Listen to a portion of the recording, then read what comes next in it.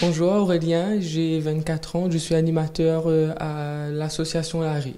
Aujourd'hui, le Maloya réunit toutes les origines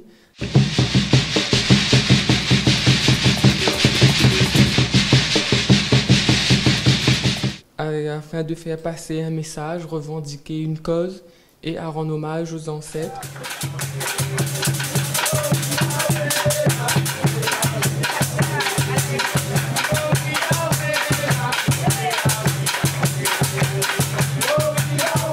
Mais il a tendance à être oublié dans certaines grandes festivités publiques. Mais il est valorisé, représenté à l'arrivée du 20 décembre, qui est l'abolition de l'esclavage.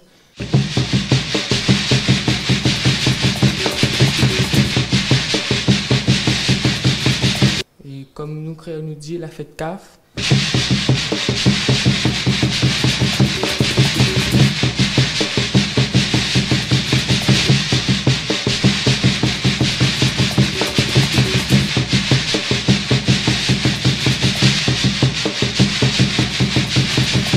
Et aussi à la semaine du patrimoine où le Maloya est inscrit depuis 2009 au patrimoine mondial de l'UNESCO.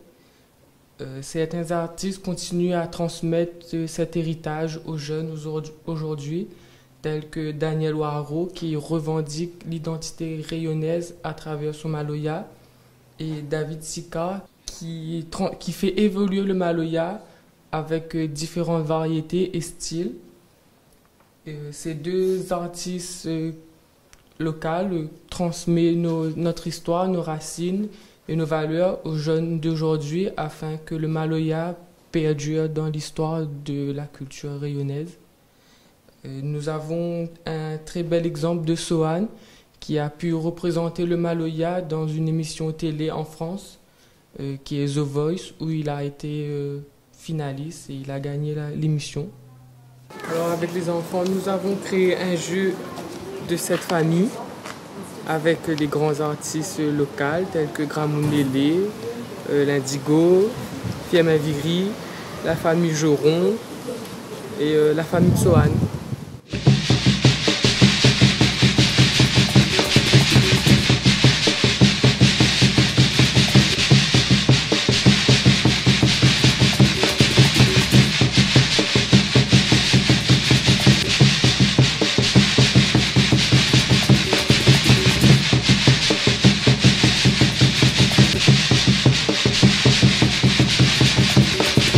Où les enfants que la colorier des petites images représentant la danse.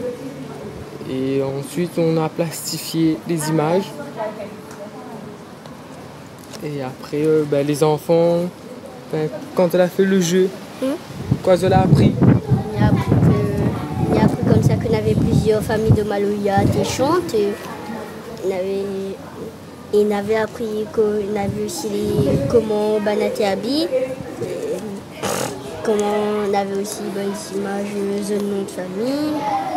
Et on a l'image aussi que quelqu'un y chante. Ici, il y a la famille Viri qui danse. Fiamma Viri. Le père qui danse. Il voit bien qu'il a un caillon. Oui. Un caillon. Le caillon Banaté est fait pour donner un peu du rythme à la chanson Maloya. Et Fiamma Viri, tu chantes quoi? Quelles chansons les plus connues sur l'île? La chanson de Fiamma Viri. Fiamma Viri, tu chantes balé, balé, prête-moi ton fusil. Voilà. Firi est un grand chanteur Maloya avec une chanson très connue de l'île La Réunion. Et après, on avait d'autres journalistes pour apprendre à nos chansons là, la danse, comment on a fait un bâton de pluie. Monsieur Camillo. Oui, monsieur Camillo, là, apprendre à nous comment faire un bâton d'eau. Hein? Un bâton de pluie. Un bâton de pluie. Et elle a appris sa chanson, c'est mon moment. Le bâton de pluie, en fait, là, c'est un instrument pas comme les autres. C'est un bruit agréable. Il fait par exemple le bruit de la mer. quand la mer quand elle est vague, par exemple. Et une témé de bonne clou dans un bout de bois très important, je ne me souviens plus le nom. Quoi? Hein? Va quoi? Va quoi? On te plante ça dedans le bois et on te met de grain, on te met bonne lentilles et après là quand on te fait bouger un peu, tu fais le bruit de la vague. Tout ça pour dire que le maloya c'est une danse que nos ancêtres l'ont fait, qu'elle est très importante.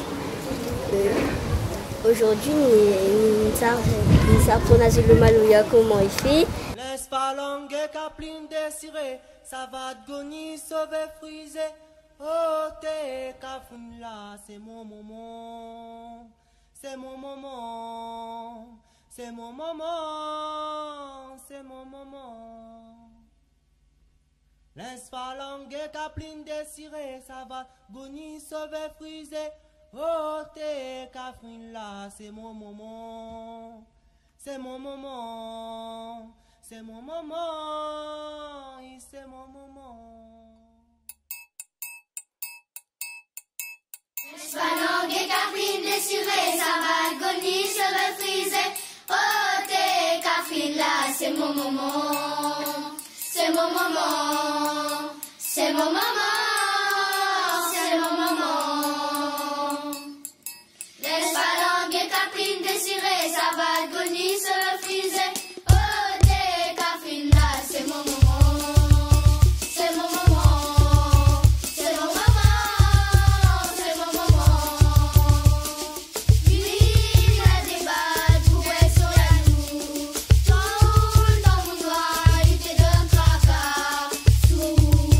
Soir,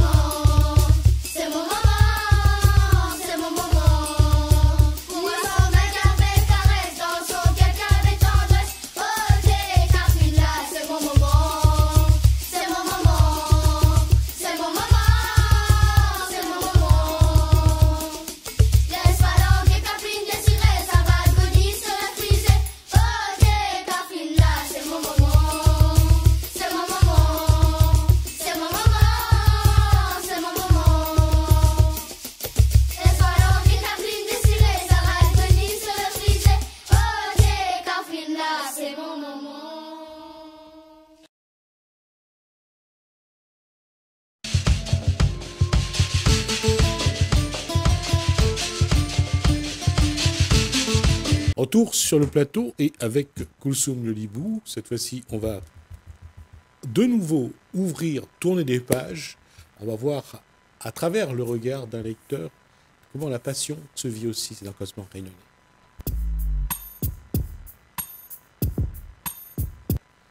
Koulsoum, votre invité. Alors, bonsoir tout le monde. Bonsoir. Bonsoir Olivier Geneste. Olivier Geneste est déjà venu ici faire des chroniques de livres parce que c'est un grand lecteur. Il était venu nous parler des naufragés de Tromelin, l'archipel français de Jérôme Fourquet et l'immortel de Dos Santos. Oui. C'était les 3 livres que vous êtes venus présenter. Aujourd'hui, il nous revient avec 3 autres livres. Je ne sais pas si on va pouvoir tout chroniquer les livres qu'on a emmenés, mais on va déjà commencer par le premier que vous avez choisi de nous présenter. Le premier, c'est de Philippe Kerr. C'est un policier historique, quoi. Philippe Kerr, c'était, avant d'être un écrivain, c'était un journaliste anglais, et il est mort en 2018. Il a écrit une dizaine de policiers avec son héros, Bernard Günther, dit Bernie, un ancien policier qui est devenu privé. Et ça se situe, comme je disais, c'est un polar historique parce que ça se situe dans la période l'arrivée du nazisme, pendant la guerre et l'après-guerre. Et ça brosse un peu le quotidien des Berlinois, qui n'étaient pas tous nazis, bien entendu. Donc ils vivent et ils survivent, c'est pas mal. Et malgré tout, faire une enquête dans ce milieu, dans cette époque, faire une enquête sur un meurtre, quand il y a des meurtres de masse, et c'est assez compliqué, et surtout, et investiguer avec la fameuse Gestapo, c'est aussi assez compliqué. Donc il y a une dizaine de livres, et c'est assez intéressant. Il est bien, très très très bien documenté, et il y a des rebondissements. Alors, on repart sur la Seconde Guerre mondiale. Oui. On repart sur donc la Gestapo qui surveille. Alors, comment est-ce qu'il va passer sans tout dévoiler la fin? Oui, parce qu'il faut le dire. Voilà. En grosso modo, à l'origine, il était déjà dans la police avant que Hitler arrive. Il y avait un régime de transition qui était le régime de Neumaar. Et il était policier, il était fonctionnaire, mais quand le nazisme est arrivé, il a quitté, donc il est passé dans le privé. Donc il avait des tuyaux, il était dans le milieu, quoi. Donc il était déjà dans le milieu. Mais à chaque fois, c'est toujours le même policier qui enquête. Oui, il enquête différentes enquêtes, différents meurtres. Voilà, différentes enquêtes. Et grâce à ces enquêtes, on parcourt l'histoire en même temps et on voit. C'est intéressant, c'est sympa. C'est toujours ce même cadre, je dirais pas rigide, mais quand il s'agit d'un policier ou d'un polar, on retrouve parfois on retrouve souvent même d'ailleurs un peu des cadres assez.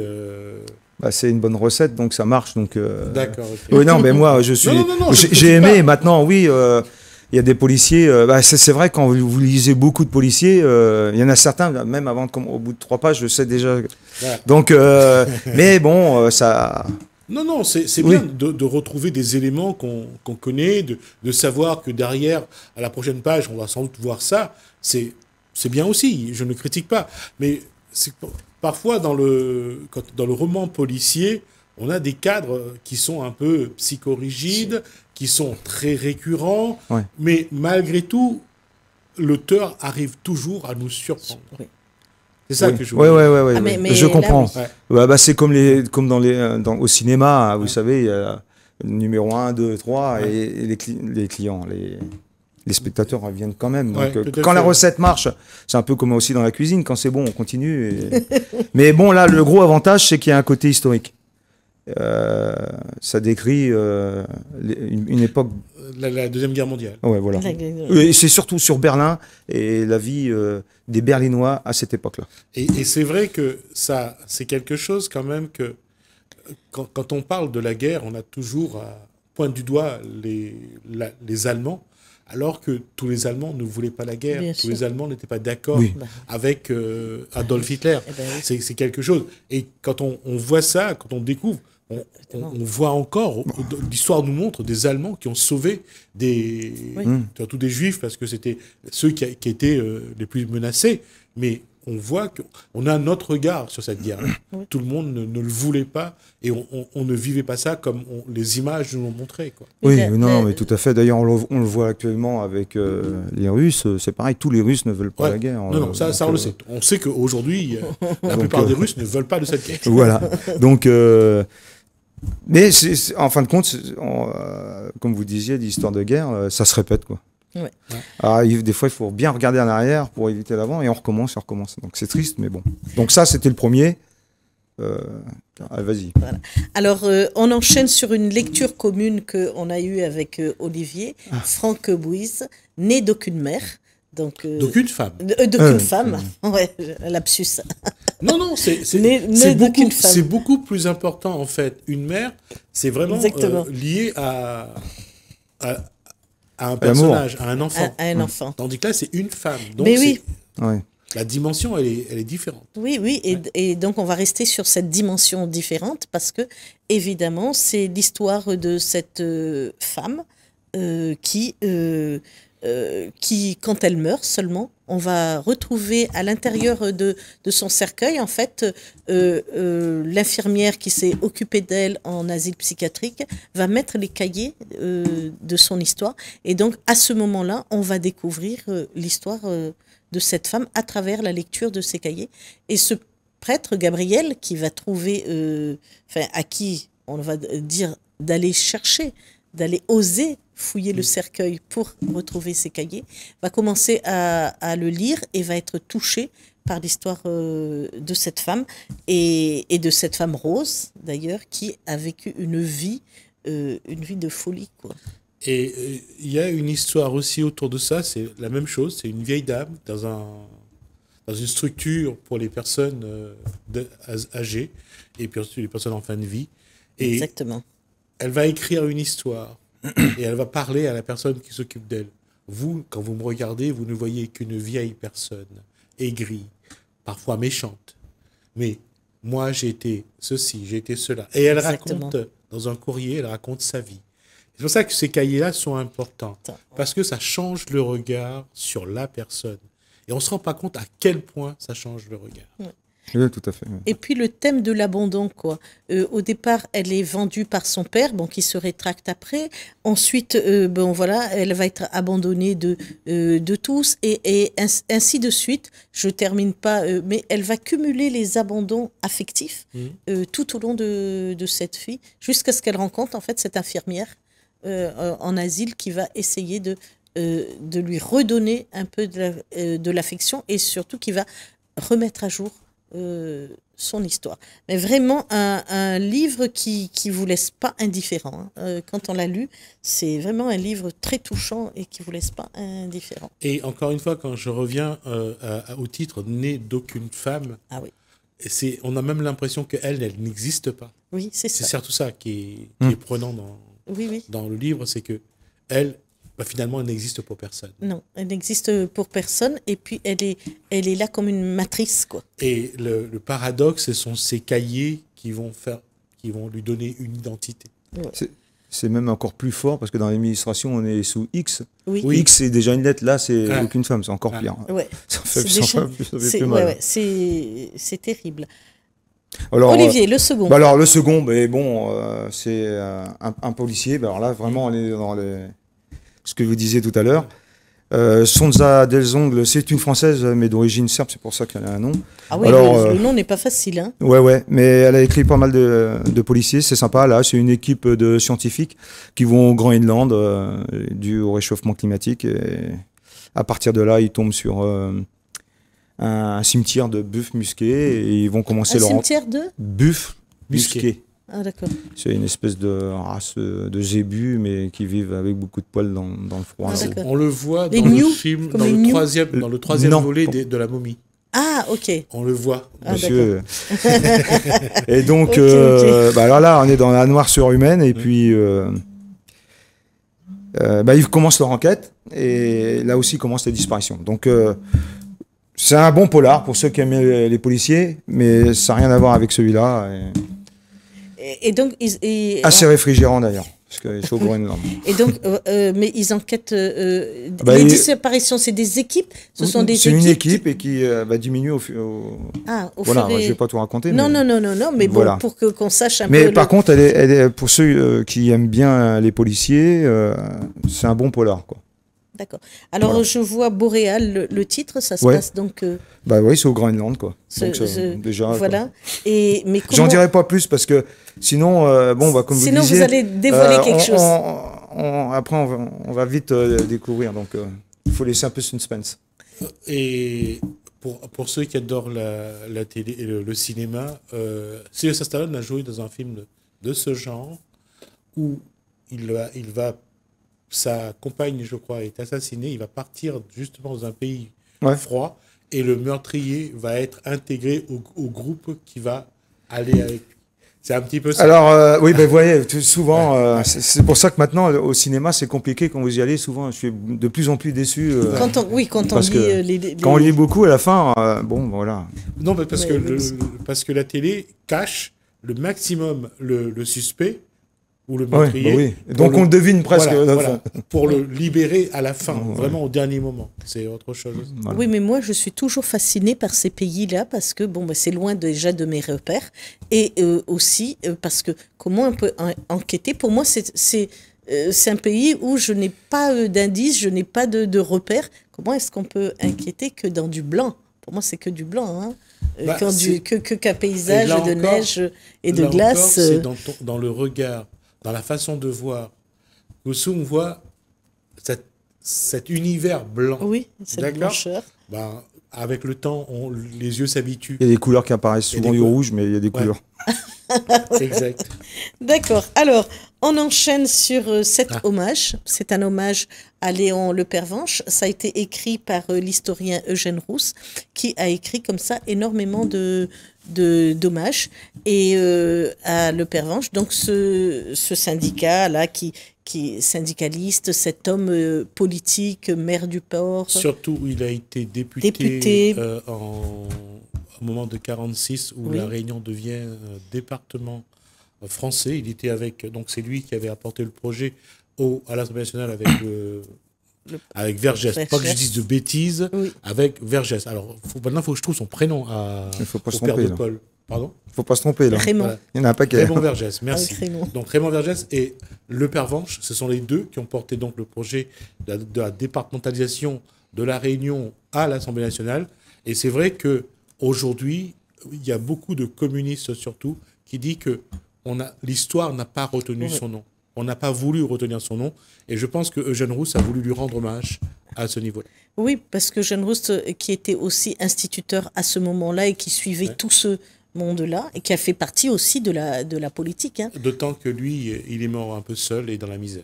Voilà. J'espère qu'il a son nom, une rue à son nom quand même. Oui, non au port, évidemment. Il y a même sa statue à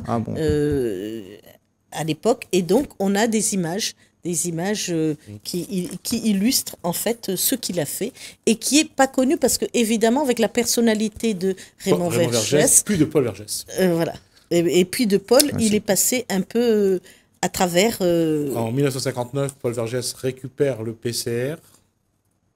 Oui, on récupère le PCR et c'est Paul Vergès qui est devant la scène et qui porte la voix des communistes. Donc c'est lui qu'on retient aussi. Raymond Vergès et Paul Vergès. Voilà. Donc vraiment, pour les Portois, c'est quand même un personnage. Pas seulement pour les Portois, pour tous les Réunionnais. Oui. Aujourd'hui, il est reconnu par une bonne partie de la population comme un de ceux qui a permis de faire évoluer la Réunion. Oui, parce qu'il vendait même des maniocs à un moment où ça allait plus difficilement dans sa vie. Quoi. C'est quand à un même moment donné, quelqu'un il s'est qui retrouvé sans rien.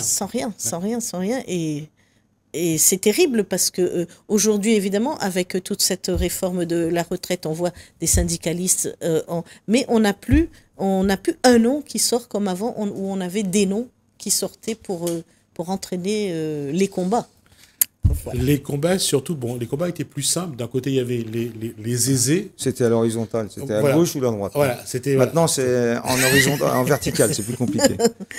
Effectivement. On retourne sur Olivier. Alors un dernier, Et puis on va changer d'ambiance parce que les meurtres et compagnie. Donc un livre de Jean-Christophe Ruffin, donc vous devez connaître Jean-Christophe Alors Ruffin. remonte un petit peu. Voilà, merci. Voilà, Immortelle randonnée.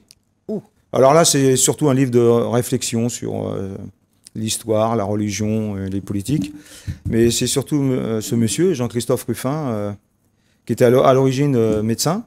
Après, il s'est lancé dans la diplomatie parce que j'ai eu la chance de, petite anecdote, le croiser à Dakar. Et j'avais pas de bouquin de lui, alors il m'a mis sur mon bloc-notes, il m'avait fait une griffe, une signature. Et il est rentré à l'Académie.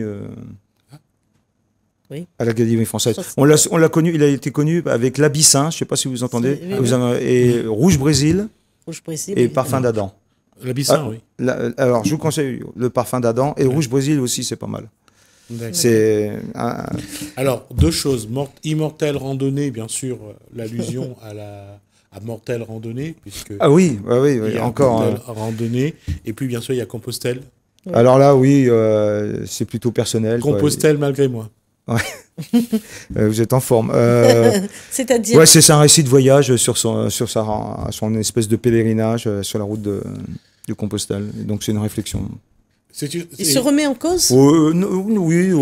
Si remet en cause, non, mais. Je reprends toujours L'Alchimiste de Paul Coelho. Oui. En référence. Parce que la démarche est d'aller chercher quelque chose. Et lui, je pense que sa démarche, c'est plutôt de chercher en lui quelque chose. Oui, les randonneurs, à La Réunion, il y a beaucoup de randonneurs. Ouais, je suis sûr qu'ils adoreront parce que quelque part, on recherche toujours quelque chose. Oui, quand on est tout seul sur un sentier, on recherche quelque chose. Mais ça nous donne surtout le temps la réflexion. de l'introspection, de la réflexion, effectivement. Alors, vous pouvez peut-être parler tout seul comme un fou, mais vous n'êtes pas fou. Ouais. D'accord. Donc ça change des deux autres de polar. Des deux autres polars. Alors est-ce qu'on a un peu de temps encore devant nous? Alors moi je vais vous présenter un classique de chez Classique, Kafka la Métamorphose. Là on sait, c'est un beau jour il se réveille, il est transformé en cancrelat.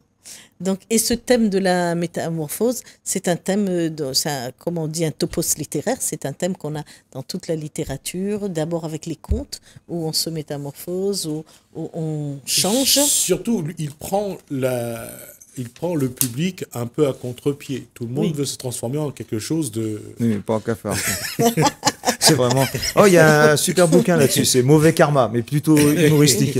Mauvais Karma, il est excellent. Je vous le conseille, je l'amènerai si je le retrouve. Mauvais Karma. Et c'est pour ça que je dis, on se transforme en cafard. Et ça... Là, le regard sur le monde est vraiment différent. Oui, parce qu'il le rédige en 1912, juste avant la Première Guerre mondiale. Ouais. Et là, en fait, sous pression de plein de choses, il s'imagine... D'autant que sa situation n'est pas simple non plus. Non. C'est un auteur qui est très controversé.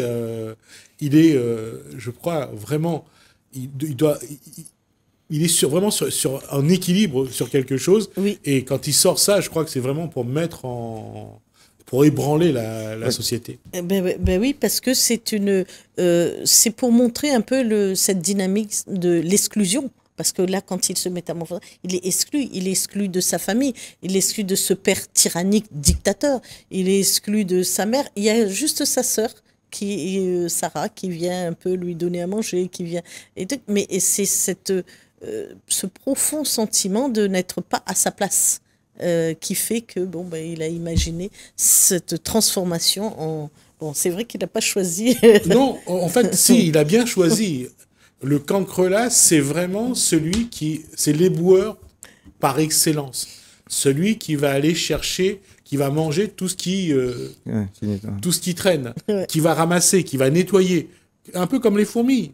Ils sont là pour nettoyer, pour ramasser les déchets. Mais malgré tout, qui regarde les éboueurs avec un œil bienveillant en disant « Mon Dieu, grâce à eux, nos rues sont propres ».